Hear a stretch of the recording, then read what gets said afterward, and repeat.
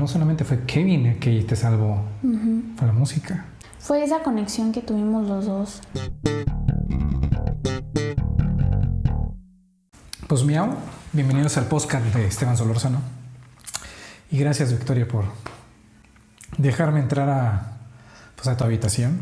Gracias a ti por invitarme. O sea, sí quiero hablar de tu música, pero también quiero entender por qué llegaste a la música, ¿no? Siempre creo que es muy importante conocer esa parte del artista que nos haga entender el por qué hace lo que hace, ¿no? Siempre conocemos versiones diferentes de las personas. Conocemos a las personas en redes sociales, a los artistas, a los que cantan, los músicos independientes, al que sonríe cuando le preguntas cómo estás, solo contestamos bien y no sabemos qué hay detrás, ¿no? O sea, tu vecino te puede decir, oh, adiós, que te vaya bien, o ¿cómo estás? Tú, muy bien, gracias, y por dentro estás que te carga el payaso, ¿no?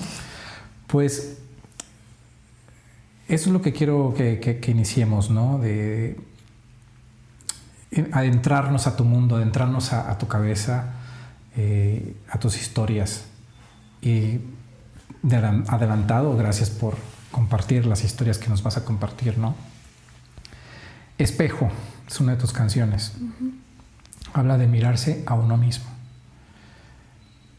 Y yo sí quiero que te eches un clavado al pasado, ¿no? O sea, que empezaste a entender que la vida era diferente, no como te lo pintaban, ¿no? O sea, ahí quiero que entremos, ¿no? Ok, pues antes que nada, gracias. Es un placer estar aquí contigo. Y cuando yo estaba más chiquita siempre fui unida a mi familia. Mi papá, mi mamá y mis hermanas. Todo el tiempo. Pero también muchas veces mis papás no estuvieron en muchas etapas de mi vida que eran importantes. Priorizaban muchas cosas, tenían otras cosas en que pensar y no era tanto como prioridad, aunque se escuche feo. Cuando estábamos muy pequeñas, era muy normalizado en casa de mi familia que de repente hacer comentarios hacia los cuerpos, hacia los físicos, incluso hasta de tu propia vida que ellos juraban que sabían al pie de la letra, cuando en realidad no. Muchas veces a nosotras, mis hermanas y a mí, se nos tachó de tener la vida perfecta, cuando en realidad no era nada, ni un poquito cerca a la realidad. Porque justamente desde chiquitas mis hermanas y yo no hemos sido como que muy... como que contar mucho a las personas de nuestra vida real, de nuestros problemas. Son muy poquitas personas las que saben realmente cómo está nuestra vida. Y cuando estábamos más chiquitas me tocó escuchar mucho comentarios que venían de mi propia familia hacia mi físico, hacia mi peso, hacia la comparación, incluso a veces hasta de mis papás en algún momento, que me decían, ¿por qué no puedes ser un poquito más como ella? ¿Por qué no puedes actuar un poquito más así? Me tocó alguna vez decirles a mis papás, porque no soy así, porque yo no soy ella y porque yo tengo mi forma de ser. Siempre traté de poner esos límites, no todo el tiempo lo logré, no siempre, porque era estresante, era frustrante tratar de moldearme a lo que ellos querían, cuando en realidad era muy diferente a lo que la familia de mi papá tiene como muy perfecta, muy tu dialecto. No puedes decir güey, no puedes decir qué onda, no puedes decir no manches, porque eso estaba muy juzgado y hasta el día de hoy te pueden escuchar diciendo, y ahorita ya soy una adulta y ya sí les puedo decir, me vale madre. Güey, me vale madre, no güey. Manches. Pero en ese momento no, o sea, era una niña, no podía decir eso, tampoco me nacía decir eso. Espérate, o sea, ¿sí te decían cosas de tu físico? O sea, sí, así claro, tal cual. O sea, sí, muchas veces yo llegaba y sin preocupación alguna del cómo me veía físicamente, me decían, estás comiendo mucho, ¿verdad? Estás gorda, ya te veo más subida de peso, pero no era de un punto como oye, te estás alimentando bien porque te he visto subir de peso, o sea, te estás cuidando, estás bien. El cómo. Ajá, exacto. Ya. Era muy golpeado, era como muy... se va a escuchar feo, pero era como asqueroso, como si les diera asco. Ya. Muchas veces no solamente me lo dijeron a mí, también a mis hermanas. A mi prima una vez la hicieron llorar porque uno de mis tíos le hizo un comentario respecto a que tenía muchos granitos en la cara, que es completamente normal porque mi prima tenía como 14 años, o sea, es completamente normal, pero siempre eran así, de buscar cualquier cosa para poder señalarlo, pero solamente con las niñas. Tengo 2 primos que crecieron con nosotras desde que éramos unos bebés, y a ellos nunca se les juzgó ni por el peso, ni por la apariencia, ni por el habla, nada, nunca. Obviamente porque ellos no hablaban tan liberales, o sea, apenas ya hablaban porque les daba pena hablar a mis primos, pero físicamente nunca se les juzgó, nunca se les dijo, oye, estás gordo, oye, estás muy flaco, oye, come un poquito más, nunca, jamás. Solamente a ustedes. Solamente a nosotras. O sea, no solamente a ti, sino a todas. A mis hermanas, a mi prima. ¿O sí sentiste en algún momento que a ti te cargaban más la mano? No de todos. Más que nada con otro problema que tuve ahí con una hermana de mi papá que siempre hacía como que cositas para molestarme diminutas. Pero con ese tipo de cosas era parejo. O sea, a mis hermanas, a mí, solamente a nosotras. Y era muy feo, muy feo. Y aparte la visión que tenían de que cómo era nuestra vida de puertas para adentro de mis hermanas era muy fuerte porque yo era muy pobre. Recuerdo que una vez a mis hermanas y a mí nos tocó compartirnos un hot dog entre las 3, uno, porque no había nada más que comer y mis papás se iban desde las 6 de la mañana y regresaban hasta las 11 de la noche, y si teníamos para comer, qué bueno, y si no, ni modo, y se iban a conseguir dinero porque tenían muchos deudos. O sea, feo. Fue una infancia muy difícil, pero también recuerdo ser muy feliz con mis papás hasta cierto punto, porque muchas veces en una etapa sí tuve como que ese hogar a donde ir, a donde estar, donde sentirme cómoda con ellos, y de la nada todo se fue. O sea, mi vida ha estado en constante cambio. Nunca he tenido una vida que digas, no, pues he estado estable en ese sentido, no. Siempre he cambiado mucho de casa, de las formas de vivir, estar estable económicamente, luego no tener ni para comer, luego sí, o sea, ha estado en ese cambio constante, nunca ha sido como algo sólido. Oye, quiero que todavía no nos despegamos de este tema, que quiero también entenderlo. O sea, los comentarios que te hacía la familia de tu papá, me decías, ¿no? ¿Sí te pegaron? O sea, a ti como niña, me imagino que sí. ¿Qué hacías en ese tiempo? ¿Qué sentías? ¿Afectó, por ejemplo, tu forma de alimentarte, quizás? No sé. Sí me costó mucho en un momento. Ya después ya como que supe entender bien qué onda. Muchas veces dejé de comer, no sé, por semanas, una semana, comía muy poquito, o sea, de que muy poquito, porque decía, no quiero engordar. Y sí hacía ejercicio, pero, por ejemplo, actualmente no estoy en mi peso porque tengo ovario poliquístico, y eso hace que tus hormonas estén muy como que arriba y abajo, y es muy difícil bajar de peso. No es imposible, pero es muy complicado. Entonces cuando estaba más pequeña y me decían esos comentarios, yo decía, no, es que tengo que dejar de comer porque estoy gorda y no puedo comerme una hamburguesa o una pizza porque voy a subir de peso. Y ya después, con el tiempo, entendí que tenía que mejorar ciertos hábitos y no castigarme por algo. O sea, aprendí a comer bien, mejor, dejar de comer tanta chuchería, tanta cosa así fea, hacer ejercicio, o sea, todo eso. Yo veo actualmente, ya veo las fotos en las que me decían que estaba gorda y pues en realidad no era cierto. O sea, yo recuerdo haberme metido, porque mi papá me llevó a comprar ropa, a probarme ropa y salir del vestidor llorando porque me veía gorda, y encontré la foto que me tomé del que les mostré, es que mira, me veo gorda y no. Y no. O sea, nada que ver. Y fue muy difícil para mí poder aprender a sobrellevar eso y ese tipo de comentarios. pero yo creo que hasta el día de hoy estoy tratando de...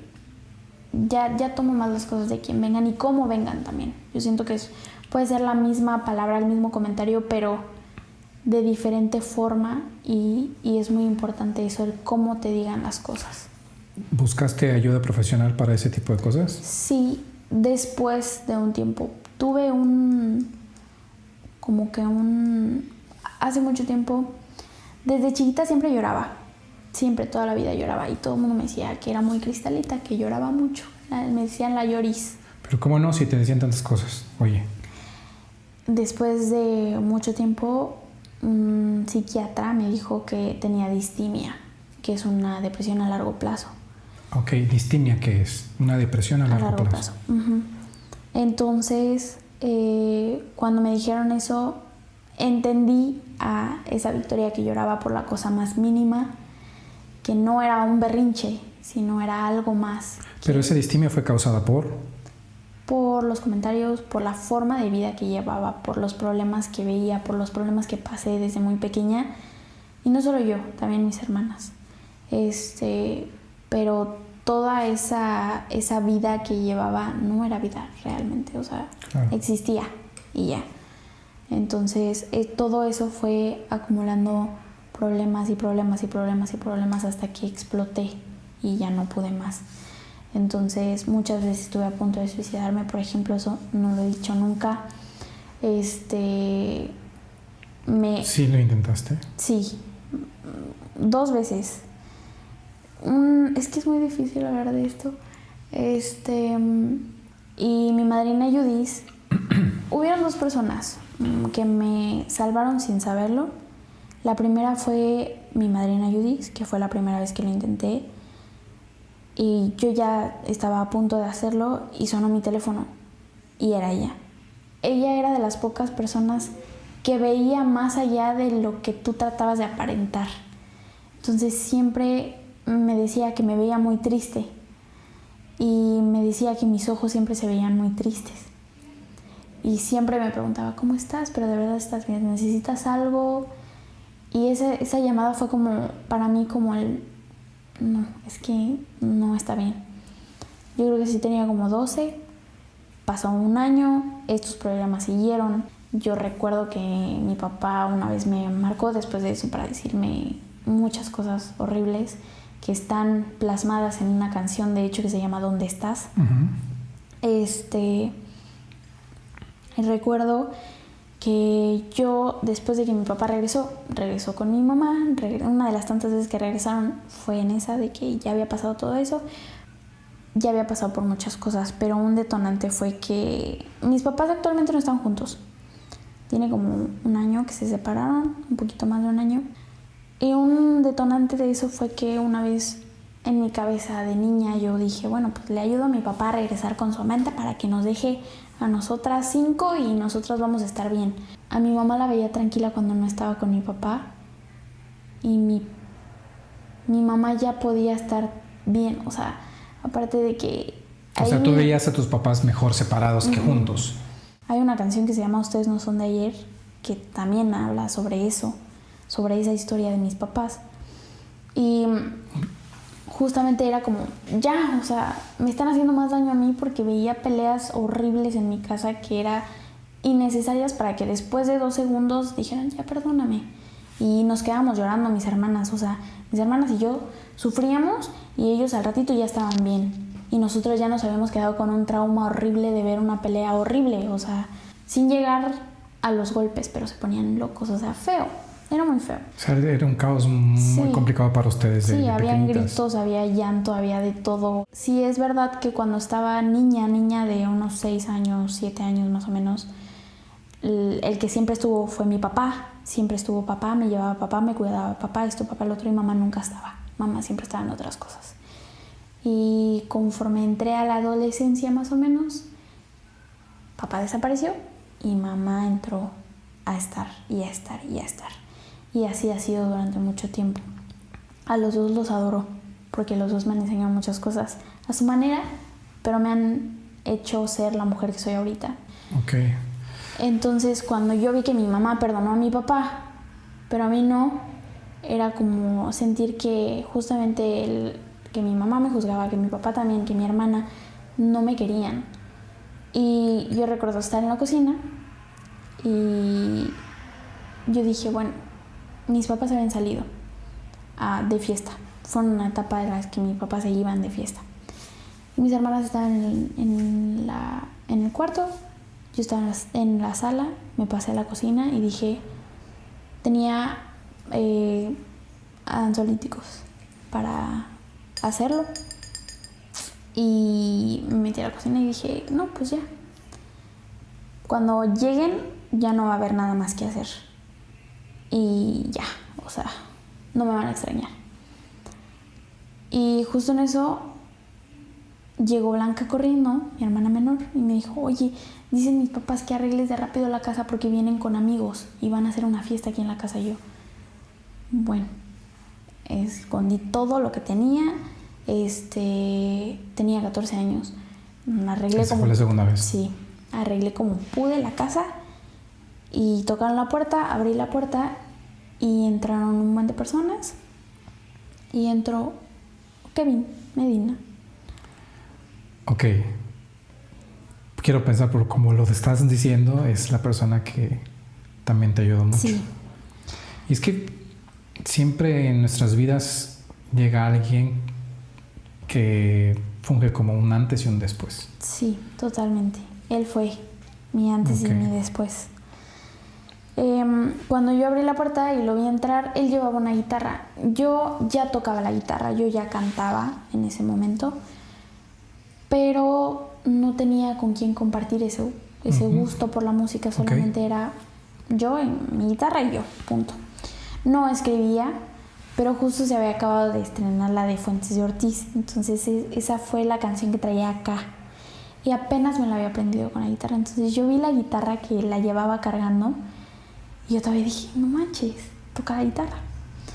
Para mí el ver una guitarra y el saber que otras personas más tocaban, porque aparte de que mi vida siempre fue muy, muy en mi casa, sin salir, sin conocer a más personas, no tenía amigos, no tenía nada, siempre era como de que me sorprendían las cosas más simples y actualmente trato de que esas cosas tan simples me sigan sorprendiendo. Y me cayó mal al principio porque nos dijo de que sí, pero no tocó Peppa Pig, o sea, porque nos vio chiquitas y yo así pues bueno. ¿Qué edad tenía Kevin en ese tiempo? Kevin tenía 19 y ustedes 14. Yo tenía 14, Blanca tenía 12, más chiquita. Perdón que esté interrumpiendo, amigos, discúlpeme, pero es que esto me abruma. Ese día tú ibas a terminar con tu vida. Y en ese día, ¿te sabes la fecha? No, no tengo la fecha. Pero tienes exacta. el mes. Bueno, no importa. El punto aquí es que te das cuenta, no solamente fue Kevin el que te salvó, fue la música. Sí, real. Fue esa conexión que tuvimos los dos, porque justo en ese momento mi hermana dijo, ella también toca. Y como que sus amigos lo molestaron con él. Oh, ¿qué hacen? Y dijo, ah, sí, a ver. Y sacó su guitarra y me dijo, yo no presto mi guitarra, pero quiero ver qué puedes hacer. Y me la dio, era una docerola. En mi vida había visto una docerola, ni sabía que existían. Y me la dio y yo intentando saber cómo se tocaba dije, gracias, pero voy a tocar con la mía. Y me metí a mi cuarto, saqué mi guitarra y le dije, pero no canto bien. Justamente le dije, pero no canto bien, o sea, canto pero no canto bien. Me dijo, tú échale y yo te sigo. Él sí cantaba. Y empecé a tocar, empezó a tocar conmigo y cuando empecé a cantar, como que cantamos al mismo tiempo y cuando me escuchó, se cayó. Se cayó. Y solo vi que puso las manos así en su guitarra y me escuchó cantar y yo, o sea, como que hubo un silencio en todo el lugar, a pesar de que mi casa estaba llena. Y yo lo veía a él y terminé de cantar y me dijo, no manches, cantas divino. Nos pasamos a la mesa y mis papás ya sabían que cantaba, pero no era como, Y Kevin les dijo, cuiden mucho a su hija porque tiene un talento increíble, tiene un potencial increíble, tienen un diamante en su casa. Y fue la primera vez que vi que alguien como que le tomó importancia a ese gusto que tenía, que lo veía como algo real y no solo como un gusto. Y de ahí empezó una amistad con Kevin. Sí. Oye, durante toda esa amistad, ¿qué vio Kevin en ti que tú no veías? Yo creo que todo, porque justamente en el momento en el que lo conocí, mis expectativas en vida, en todo, estaban por los suelos. O sea, yo solamente estaba sobreviviendo, pero no estaba viviendo como tal, o sea, real. Cuando lo que hizo que Kevin y yo conectáramos fue que estaba intentando dar un discurso él y dijo, yo muchas veces he intentado suicidarme, y yo estaba en mi pedo, y cuando escuché eso lo volteé a ver y enseñó cicatrices que él tenía en su cuerpo, en sus brazos, en el abdomen, y dijo, y la música me salvó. Y una de sus amigas le dijo, sí, pero eres pobre y te la vas a pasar siempre cantando en bares.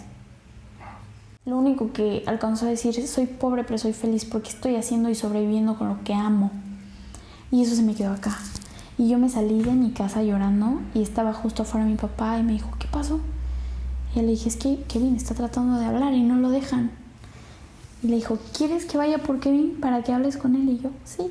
Y fue mi papá por Kevin, entró, o sea, salió y me dijo, ¿qué pasó? Y empezamos a hablar de eso. O sea, era con la primera persona que hablaba de que había intentado hacerlo.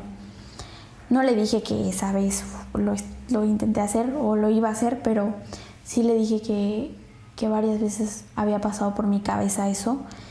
Y me dijo, no te lo recomiendo. ¿Tocas la guitarra, no? Y le dije, sí. Me dijo, si te cortas, una cortada puede ser que te chingues un tendón. Yo me corté varias veces y ya no puedo hacer los arreglos que tú haces en la guitarra porque me jodí un tendón.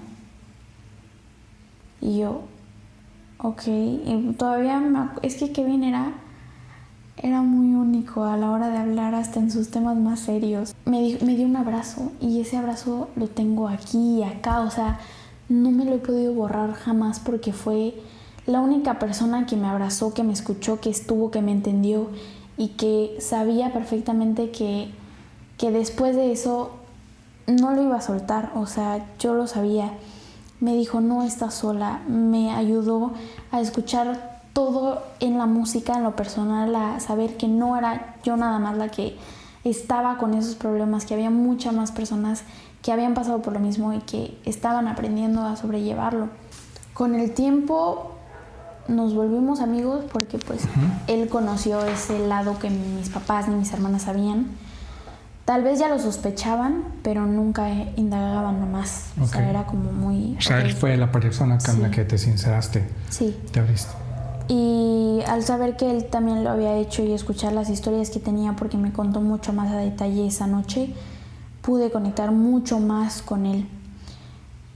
Intercambiamos números. Por primera vez tuve celular a los 14 años y siempre me preguntaba, ¿cómo estás? ¿Todo bien? Me mandaba mensaje. Teníamos una seña. Siempre que me veía como que extraña me hacía así. Si yo le hacía así era porque estaba bien, si le hacía así es porque más o menos, y si le hacía así es porque necesito que me escuches. Okay.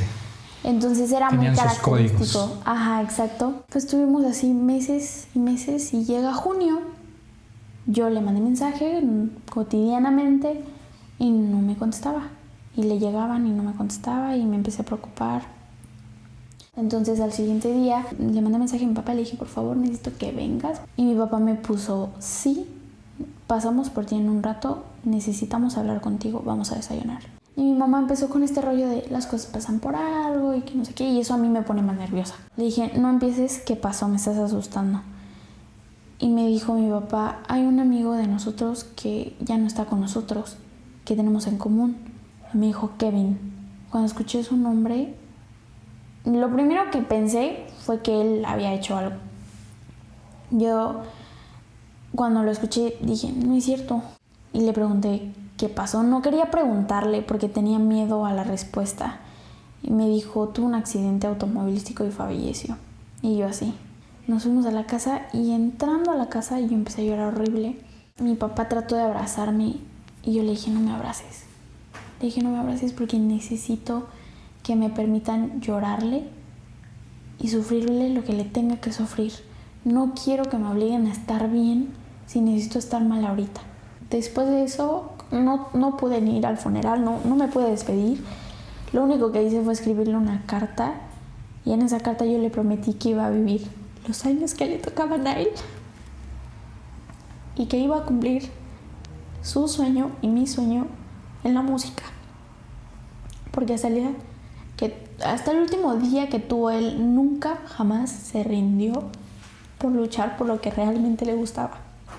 Después de eso, como un año después, encontré un bazar, porque fui a un bazar y fue la primera vez que me presenté en un lugar público para cantar. Y todo el tiempo siempre lo traía aquí. Canté Fuentes de Ortiz, que quedó como nuestra canción. Y actualmente, siempre que me presento en algún lugar, siempre me acuerdo. Fue por él, por el que me quedé, literal, porque yo dije, la vida es tan buena que me está mandando a estas personas para saber que hay una segunda oportunidad y después de que me tenía que ir, perdón, él ya no iba a estar. No podía con esa idea de existir en un mundo en el que no estuviera, que fue la única persona que estuvo ahí. Pero hasta el día de hoy sigue siendo una inspiración para mí. Él como persona, como músico, porque era un gran músico. Y si yo lo cuento, alguna persona me va a decir, porque no va a faltar quien me diga, pero no llevabas años de conocerlo. No necesitas años de conocer a una persona para que sea tan importante y tenga un impacto tan importante en tu vida. Y él fue una de las personas que me salvó y hasta el día de hoy lo sigue haciendo porque gracias a él encontré ese refugio en la música. Yo no escribía canciones, yo lo veía muy imposible hasta que él me dijo, inténtalo. Y después de que falleció, dije, necesito intentarlo. Teníamos planes para escribir una canción juntos. No, nunca lo hicimos. Pero sí le escribiste canciones para él. No he podido sacar una canción. ¿Por qué crees que sucede eso? Yo no sé. No tengo idea. Yo tal vez siento que es porque escribirle una canción siento que es como despedirme de verdad de él, como desprenderme de eso. Y no sé si estoy lista para hacerlo todavía. Si pudieras regresar 5 minutos a esa etapa de tu vida con Kevin, ¿qué cambiarías? Yo creo que nada. Yo creo que él llegó en el momento en el que tenía que llegar para enseñarme lo que me tenía que enseñar. Y si la vida tenía otros planes, era por algo. Justo caí más en depresión. Busqué ayuda, fui con mi psicólogo. Gerardo, te mando un beso. Él estuvo conmigo durante 6 años sin dejarme y aprendí a sanar muchas cosas con él. Toqué muchos temas que nunca había tocado con nadie y pude sanar desde un lugar seguro ahí. ¿Crees que hay personas que, a pesar de que ya no están con nosotros, nos siguen salvando? Yo creo que sí. Básicamente por él me dedico a lo que me dedico hoy, porque por él lo descubrí y por él me atreví a escribir también. Entonces, siempre que puedo lo platico porque es muy importante para mí y en mi vida y en mi etapa y en mi crecimiento como persona. Kevin era una persona maravillosa. O sea, tenía un carisma, tenía una voz,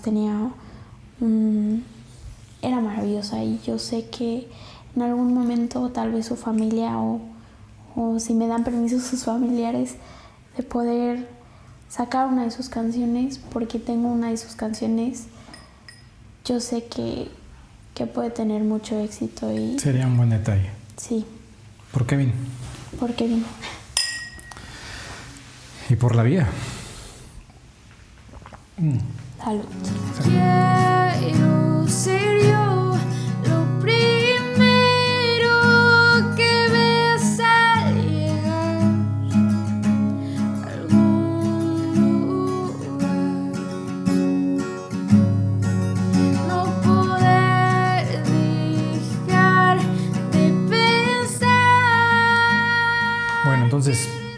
14 años empiezas ya con la música, gracias a Kevin. Empecé con la música. Empiezas a plasmar todo lo que te sucedía a ti Sí, en canciones. totalmente. Fíjate que siempre he dicho, no sé, igual van a decir que yo estoy loco, no sé, pero es lo que yo siento, que un artista realmente real compone lo que tiene dentro.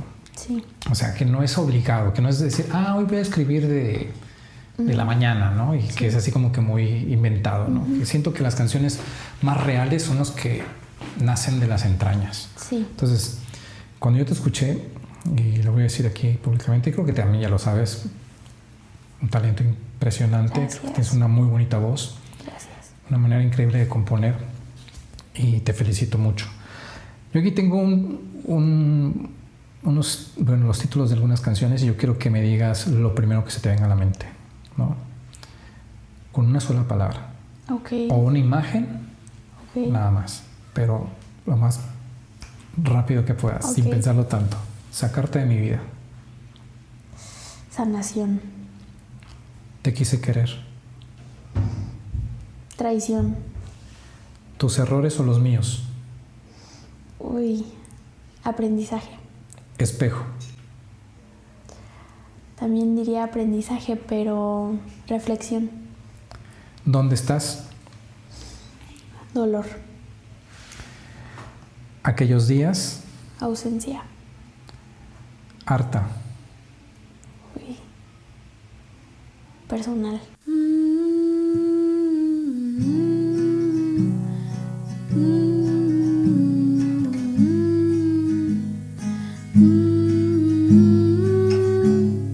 Me imagino que has conocido personas que te han ayudado Sí. en la música, ¿no? Sí, mucho. Yo conocí a Juan Cali, por ejemplo, que él me ayudó en el registro y en la publicación de Sacarte de mi vida, que es la única canción que tengo publicada. Y él fue la persona que me ayudó a registrarla, publicarla. Él estuvo ahí. Estamos escribiendo una canción juntos. Tenemos una amistad muy bonita, muy, muy, muy bonita. También Charlie, he tenido la oportunidad de convivir con él. Tuve la oportunidad también de conocer a Alejandro Cázares, Okay. que aparte de ser mi cuñado, Tipazo. es un gran amigo, un gran músico, un gran compositor, un gran todo. O sea, de verdad esa persona es maravillosa y me ha apoyado muchísimo. Cancino también. Cancino me dio chance también de abrirle concierto. Los únicos 2 conciertos que he abierto son de Juan y de Cancino.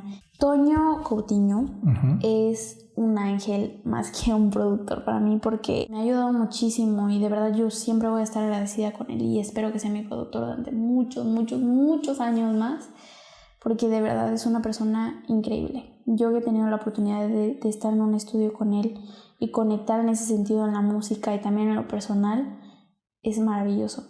Y de verdad que siempre voy a estar agradecida con Toño por ayudarme en todo lo que me ha ayudado. Victoria, Toño cae como anillo al dedo a tu proyecto.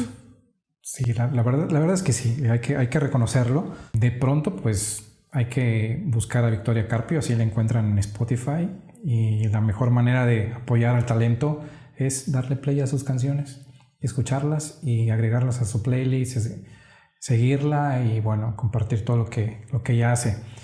Victoria, te agradezco muchísimo. A ti. Que te hayas abierto, que hayas contado parte de tu vida, porque sé que hay cosas que tal vez se quedan en el tintero, pero sí, que sin duda alguna te han ayudado a hacer lo que eres ahorita, ¿no? Y has crecido bastante. A mí me gustaría que vieras a tu cámara. Ok. Te voy a dejar ahí. Y mientras la estás viendo, de la Victoria que es hoy, de todo lo que ha pasado por su vida, de todo lo que has caminado y lo que te falta por caminar. Ahí está tu cámara, no a mí. Y yo. Okay. ¿Qué cosa amas ahora de Victoria Carpio? Mi fuerza. Amo mi fuerza, amo mi valentía, mi resiliencia para afrontar todos los problemas y para luchar también por todo lo que amo y por mis sueños, en no quedarme sentada y salir a buscar y a tocar puertas para lograr algún día el sueño más grande que tenga. Y si alguien está escuchando o viendo este video y ha pasado por cosas que tú has pasado, ¿qué le dirías? Que siempre hay una luz al final del túnel. Se escucha muy, muy cliché, pero refúgiate siempre en las personas que más quieras y sean sanas para ti también. Y aprende a soltar lo que no es sano también.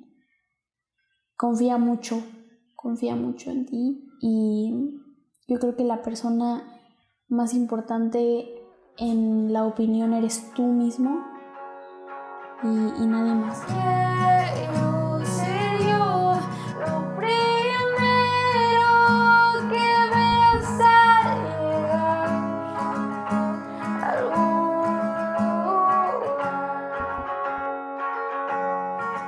no poder dejar de pensar, quererme y amar